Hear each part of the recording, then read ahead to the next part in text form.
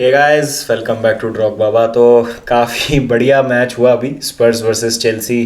काफ़ी कंफर्टेबली जीत गई चेल्सी। मुझे उम्मीद नहीं थी कि इतना कंफर्टेबल गेम होगा। I thought it would be a very intense game, लेकिन ऐसा लगा कि स्पर्स तो खेली ही नहीं है आज के गेम में। मतलब अगर आप उनकी फॉरवर्ड लाइन की बात करें, हैरी केन और सॉन तो बिल्कुल इनविजिबल थे। मुझे फर्स्ट हाफ में तो याद भी नहीं अगर हैरी केन ने बॉल छुई भी हो तो। मतलब मैं मैच देख रहा था तो मेरे को गूगल करना पड़ा कि हैरी केन है कि नहीं स्टार्टिंग लाइनअप पे। मेरे को दिखा ही नहीं हैरी केन पिच पे।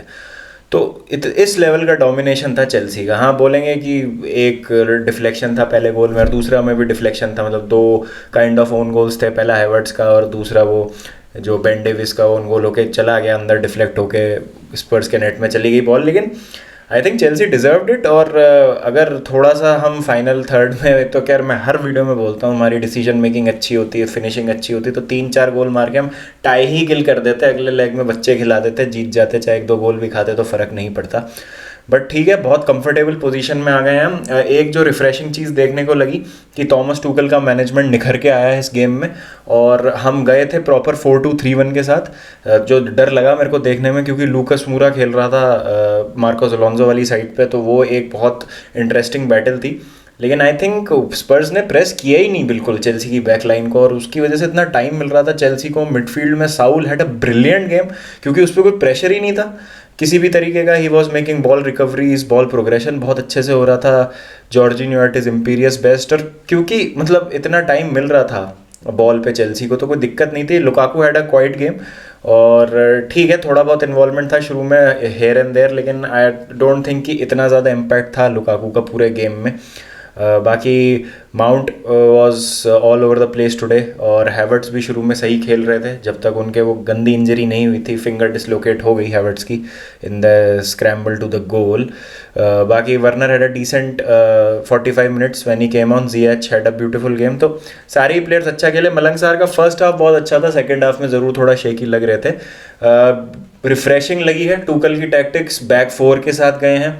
Marcos Alonso and Azpilicueta playing the right backs and left back. फिर Rudiger, Malang Sarr centre back थे हमारे, कैपा गोल में थे। फिर double pivot of Saul and Jorginho. और आगे हमारे थे ज़िएच, हैवर्ट्स, माउंट, और अप टॉप जो लोन स्ट्राइकर थे वो लुकाकू थे। तो अच्छा, काफ़ी एक जो प्लेयर्स अभी अवेलेबल है उनके पास, उनको यूज़ करने की कोशिश करी और उससे जो पॉसिबल अच्छा हो सकता था। तो ब्रेव मूव था ये कि एक इतनी इंटेंस स्पर्स साइड, एंटोनियो कॉन्टे की स्पर्स साइड के अगेंस्ट आप ने अपना सिस्टम चेंज कर दिया। आप 4 एट द बैक के साथ चले गए, 3 एट द बैक की जगह 4-2-3-1 के साथ चले गए, 3-5-2 की जगह। तो बहुत सही चीज़ लगी मुझे ये। और इसका हमको रिजल्ट भी देखने को मिला आज। लेकिन I think it would be down to Spurs not playing at all. बिल्कुल भी स्पर्स ने किसी भी तरीके की कोई दिक्कत नहीं दी चेल्सी को पूरे मैच में, और उसका फ़ायदा उठाया और 2 गोल चेल्सी के पास आ गए पहले लेग में। आई डोंट थिंक कि अब यहाँ से हमको बॉटल करना चाहिए semifinal, and we should be comfortably cruising to the final, क्योंकि अभी स्पर्स से हमारे काफ़ी क्रूशल मैचेस और आने बाकी है। सेकेंड लेग ही इसका, और प्रीमियर लीग में भी मैच होना है। तो गेम काफ़ी मतलब कंट्रोल किया चेल्सी ने। First 45 minutes were absolutely brilliant. Second 45 में हम देख रहे थे कि स्पर्स थोड़ा कुछ करने की कोशिश कर रही थी, एंडोम्बले को लाए, लेकिन वही क्लियर कट चांस स्पर्स को एक भी नहीं मिला। आई डोंट थिंक केपा को एक भी कोई बढ़िया सेव करना पड़ा हो। 1-2 जरूर हाफ चांसेस थे। ब्रायन गिल ने कुछ लास्ट मिनट्स में आके करने की कोशिश करी। एक हैरी केन की फ्री किक थी जो केपा ने नियर पोस्ट पे बहुत अच्छे से सेव कर ली। बट आई डोंट थिंक उसके अलावा स्पर्स ने बहुत ज़्यादा हमको परेशान किया। ऑन द अदर एंड हमारे पास इतने चांसेस थे कि हम 1-2 गोल और मार सकते थे, और 3-0 4-0 की स्कोर लाइन से हम आराम से मैच जीत सकते थे। But I am very happy with the performance. Kudos to Thomas Tuchel, जिस तरीके का उन्होंने मैनेजमेंट किया। एक जो वरिंग साइड थी वो ये थी कि एस्पिलिक्वेटा को थोड़ा सा हैमस्ट्रिंग में डिस्कम्फर्ट फील हो रहा था जब वो सब्सटीट्यूट होके आ रहे थे लास्ट में।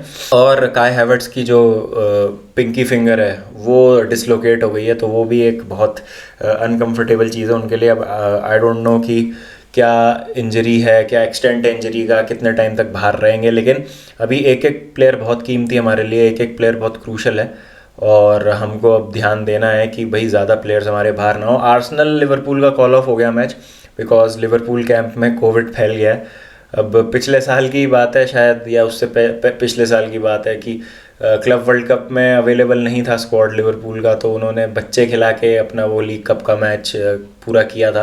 तो अभी ये सेम चीज़ क्यों नहीं कर सकते थे वो, पता नहीं, मतलब मेरे को समझ नहीं आता। मैं ये नहीं कहता हूँ कि खेलना ज़रूरी है और कोविड हो गया तो खेलो खेलो खेलो, लेकिन जब चेल्सी को नहीं मिला था रिस्पाइट, तो मतलब सॉल्यूशंस तो ढूंढे जा सकते थे, बट ठीक है, वो किसी और दिन बात करेंगे उस बारे में। एक जो इंटरेस्टिंग न्यूज़ ये आ रही है कि मैनचेस्टर यूनाइटेड में अराउंड 11 प्लेयर्स हैं जो अभी रैल्फ रैगनिक के सिस्टम से और उनके कोचिंग स्टाइल से खुश नहीं हैं। काफ़ी अजीब सी बात है ये, क्योंकि अभी तो सिर्फ कितने 40 दिन भी नहीं हुए हैं रैल्फ रैगनिक को आए हुए, 1 महीने से थोड़ा सा ज़्यादा ही टाइम हुआ है, और अभी से अगर इस तरीके की हरकतें हो रही हैं तो बहुत ज़्यादा मतलब कंसर्निंग बात है। बहुत सारे न्यूज़ आउटलेट्स ये रिपोर्ट कर रहे हैं कि, और कुछ ट्रस्टेड भी हैं जो ये कह रहे हैं कि कुछ प्लेयर्स जो लीव करना चाह रहे हैं उनमें से कुछ हैं, जैसे डॉनी वैन डर बीक हैं, एरिक बाई हैं, डीन हेंडरसन है। तो इनका तो मैं समझ सकता हूँ कि इनको बिल्कुल गेम टाइम नहीं मिला। एरिक बाई का अनफॉर्चुनेट ये रहता है कि जब जब वो टीम में आते हैं फिर वो इंजरी से बाहर हो जाते हैं, तो उनको एक प्रोलॉन्ग रन ऑफ फिक्सचर्स नहीं मिलता है, तो इस वजह से भी एक प्रॉब्लम है। लेकिन डॉनी वैन डर बीक और डीन हेंडरसन का मैं बखूबी समझ सकता हूँ। मतलब डीन हेंडरसन को फेवर कर रहे थे ओले गनर सोल्शायर, लेकिन उसके बाद उनको कोविड हो गया, फिर वो अनफिट हो गए। फिर डाविड डगेया जब से आए हैं उन्होंने बिल्कुल ही आउट प्ले कर दिया उनको, और अभी इस फॉर्म में तो अब डाविड डगेया को ड्रॉप करने का सोच भी नहीं सकते। तो वहाँ पे अनहैप्पी हैं डीन एंडरसन, और डॉनी वैन डर बीक का तो भाई हमको पता ही है, मतलब जब से वो आए उनको मिनट्स ही नहीं मिले, चाहे वो ओले गनर सोल्शायर के अंडर हो, चाहे वो भी रैल्फ रैगनिक के अंडर हम देख लें। फिल जोन्स के ज़्यादा मिनट्स हो गए हैं डॉनी वैन डर बीक से, तो ये बहुत अजीब सी बात है। उसके बाद अगर आप देखें तो रिजल्ट्स तो अच्छे रहे नहीं है, तो कैम का इन जनरल मूड बहुत ख़राब है। और अगर ये चीज़ है तो रैल्फ रैगनिक के लिए बहुत मतलब दिक्कत की बात है, क्योंकि ऑन द फील्ड तो रिजल्ट्स आपके आ नहीं रहे, फिर ऑफ द फील्ड भी अगर म्यूटिनी कर देंगे प्लेयर्स इस तरीके से, आपके खिलाफ चले जाएंगे, तो कैसे आप मैनेज करेंगे चीज़ों को, बहुत मुश्किल हो जाता है यहाँ पर। और एक चीज़ ये है कि मैं कुछ अपने पॉडकास्ट में ये भी डिस्कशन की है मैंने लोगों से कि रैल्फ रैगनिक ना कभी भी एक इस्टेब्लिश्ड स्क्वाड के इंचार्ज नहीं रहे हैं, बहुत कम एक्सपीरियंस है उनको वैसे स्क्वाड को हैंडल करने का। वो जो हैं वो एक स्क्वाड को पूरा स्क्रैच से बनाते हैं, बिल्कुल ज़ीरो से ऊपर तक वो खड़ा करते हैं क्लब को। तो अगर आप उनकी स्काउटिंग भी देख लेंगे तो उस हिसाब से होती है, वो किसी सुपरस्टार प्लेयर को लेके नहीं आते हैं, वो बनाते हैं सुपरस्टार्स। बट यहाँ पर ऐसे प्लेयर्स हैं जो ऑलरेडी सुपरस्टार्स हैं या वर्ल्ड क्लास या वर्ल्ड बीटर प्लेयर्स बनने की ब्रिंक पे खड़े हुए हैं, बिल्कुल उस तरीके के हैं। तो उनमें भाई ईगो भी होता है, और वो ये भी है कि भाई हम मैनचेस्टर यूनाइटेड के लिए खेल रहे हैं, बहुत बड़ा क्लब है और हमने अच्छा परफॉर्म भी किया है, हमारी कुछ औकात है, हम क्यों इस बंदे की बात सुने, और ऐसा कुछ। मतलब अब मुझे पता नहीं कि कितना सच है कितना नहीं है। एक मैनचेस्टर यूनाइटेड प्लेयर ऐसा था जिसको गूगल करना पड़ा कि रैल्फ रैगनिक कौन है। तो आई थिंक यहाँ पर थोड़ी सी दिक्कत हो रही है, और मैकेनी के तरीक़ों से भी खुश नहीं थे मैनचेस्टर यूनाइटेड के प्लेयर्स। अभी न्यूज़ आ रही है कि रैल्फ रैगनिक के तरीक़ों से भी खुश नहीं है। और ओले गनर सोल्शायर के टाइम पे कुछ मैनचेस्टर यूनाइटेड प्लेयर्स ने प्रेस में चीज़ें लीक करी थी, ड्रेसिंग रूम की जो भी बातें होती थी, जो भी चीज़ें होती थी, जो भी एटमॉस्फेयर होता था, शायद उस तरीके की हरकतें इस बार भी हो रही हैं। तो यहाँ पे कौन है जिसको ब्लेम करना चाहिए, कोच को या प्लेयर्स को? आई थिंक ऑब्वियसली प्लेयर्स को ब्लेम करना चाहिए। बिगड़ चुके हैं प्लेयर्स बिल्कुल बुरी तरीके से, और अगर आप मैनेजर को ऐसे अगर आप अंडर प्रेशर डाल देंगे और अभी से ही आप ऐसे टेंट्रम्स थ्रो करेंगे, तो सीज़न जो बचा हुआ है वो बचे कुछ सीज़न में भी ज़्यादा कुछ हासिल करने की फिर मेरे को लगता नहीं कि बचेगी कैपेबिलिटी मैनचेस्टर यूनाइटेड में। क्योंकि ऑन द फील्ड तब तक चीज़ें ठीक नहीं होंगी जब तक ऑफ द फील्ड उनके बारे में कुछ नहीं किया जाएगा। तो ऑफ द फील्ड तो ठीक है, चलेगा रैल्फ रैगनिक का काम जो चलेगा। आप एकदम से ना मैनचेस्टर यूनाइटेड को लिवरपूल वाली प्रेसिंग करते हुए नहीं देख सकते। अगर आप स्क्वाड देख लें जब क्लॉप आए थे, तो आई थिंक एक फर्मिनियो है, एक हेंडरसन है, और एक आधा और कोई प्लेयर होगा जो अभी तक बचा हुआ होगा स्क्वाड से अभी तक लिवरपूल पे, जो 2015 में आए थे क्लॉप। तो टाइम लगा है यार क्लॉप को भी अपनी फ़िलॉसफी को इम्प्लीमेंट करने में, अपना मैनेजरियल स्टाइल असर्ट करने में लिवरपूल पे। तो अगर आप एक्सपेक्ट करेंगे कि 1 महीने में ही रैल्फ रैगनिक आके आपको एकदम प्रेस करना सिखा देंगे रातों रात और उनकी टैक्टिक्स काम करेगी, तो वो थोड़ा सा अनफेयर है। लेकिन अगेन उनको लाया ही इंस्टेंट इम्पैक्ट के लिए, उनको लाया इसलिए गया है कि ताकि टॉप 4 ना निकल जाए मैनचेस्टर यूनाइटेड के हाथ से। ठीक है, लॉन्ग टर्म जो वो 2 साल के लिए रुकेंगे वो अलग बात है, जो रिक्रूटमेंट्स में वो हेल्प करेंगे वो अलग बात है। लेकिन अभी अगर आप देखोगे तो रैल्फ रैगनिक का जो स्टाइल ऑफ प्ले है उसको इम्प्लीमेंट करने के लिए समय चाहिए, वक्त चाहिए, ऐसे रातों रात चीज़ें ठीक नहीं होंगी। तो आप सोचोगे कि नहीं बहुत ही बड़ा कोई मास्टर टेक्टिशियन आ गया, आया है, मास्टर टेक्टिशियन है रैल्फ रैग्निक, लेकिन टाइम भी देना पड़ेगा आपको। तो अभी से ही अगर प्लेयर्स इस तरीके की चीज़ें करेंगे तो आई डोंट नो कि किस डायरेक्शन में हेड कर रहा है Manchester United. But as Manchester United fans काफ़ी मतलब मुझे लगता है कि खुश नहीं होगा कोई भी फ़ैन ये सुन के। और आई थिंक कहीं ना कहीं अच्छा ही है, आप इस तरीके से कचरा ही साफ़ कर दोगे क्लब से तो आपको पता चलेगा कि कौन एक्चुअली प्लेयर्स है जो क्लब के लिए खेलना चाहते हैं, एंड रादर देन कि भाई जो मतलब जब टाइम अच्छा चल रहा है, जब सब अच्छा चल रहा है तभी हम खेलेंगे और सबको मतलब खुश रखेंगे और सब कुछ अच्छा अच्छा रहेगा।